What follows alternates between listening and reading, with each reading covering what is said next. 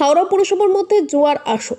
হাওড়া থানার অভিযান গত রাতে, গ্রেপ্তার 13 জন, বাজেয়াপ্ত 36,000 টাকা। পুরসভা বন্ধ হয়ে যাবার পর বহিরাগতরা কিভাবে প্রবেশ করছে তা খতিয়ে দেখছে পুরসভা। হাওড়া পুরসভার মধ্যে চলছিল জুয়ার আসর।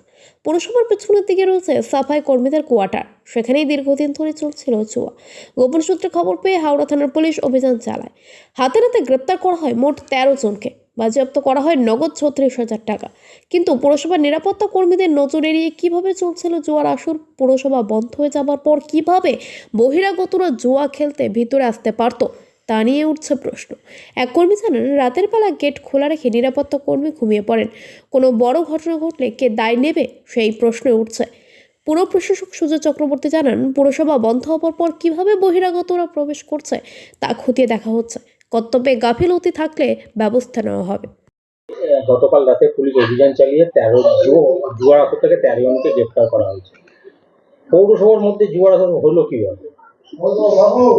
দেখুন, আমরা আজকে জানতে পেরেছি এটা যে আমাদের কালকে সন্ধ্যার পরে, মানে কর্পোরেশন বন্ধ হয়ে যাওয়ার পরে ওখানে এরকম একটা কিছু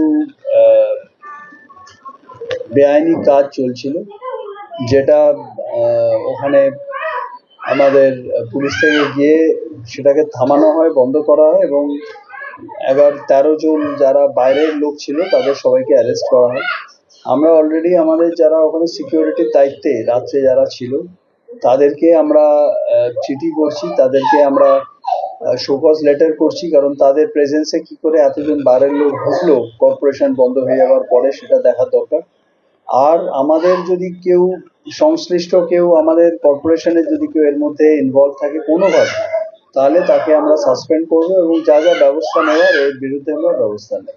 যার ঘর থেকে উদ্ধার হয়েছে সে তো কর্পোরেশনের স্টাফ নয়, তাহলে তাকে সে কিভাবে থাকছে মানে বেআইনি ভাবে? না, এইটাই আমি বলছি আপনাকে যে এটা আমাদের যারা সিকিউরিটির দায়িত্বে আছে রাত্রে, আমরা তাদের থেকে এটা একটা এক্সপ্লানেশন চাইবো যে কিভাবে এতজন লোক ঢুকেছে বা ওই ঘরেই বা কিভাবে গেল, চাবি কি করে খুললো। তো এটা আমরা একটা এক্সপ্লানেশন চাইছি। স্যাটিসফ্যাক্টরি এক্সপ্লানেশন না পেলে তাদেরকে আমরা শোকজ করা হবে, যা নিয়ম অনুযায়ী যা স্টেপস নেওয়ার। আর আমরা ওখানে এরকম যদি আর কেউ থাকে, যেটা আমি বললাম, তো তাদেরকে আমরা ওখান থেকে বার করে দেওয়া হবে। এই যে পেছনে যে ঘরগুলো রয়েছে, যে ঘরে জুয়ার আসর চলছিল, এইগুলো কি কর্পোরেশনের স্টাফেদের না অন্য কেউ বসবাস করে? না, দেখুন, এগুলো বেসিক্যালি আমাদের কিছু কর্পোরেশন স্টাফের জন্যই তৈরি করা। মানে যারা কিছু আমাদের গ্রুপ ডি কর্মচারী আছে, এরকম বেশ কিছু স্টাফেদের জন্য ঘরগুলো তৈরি করা।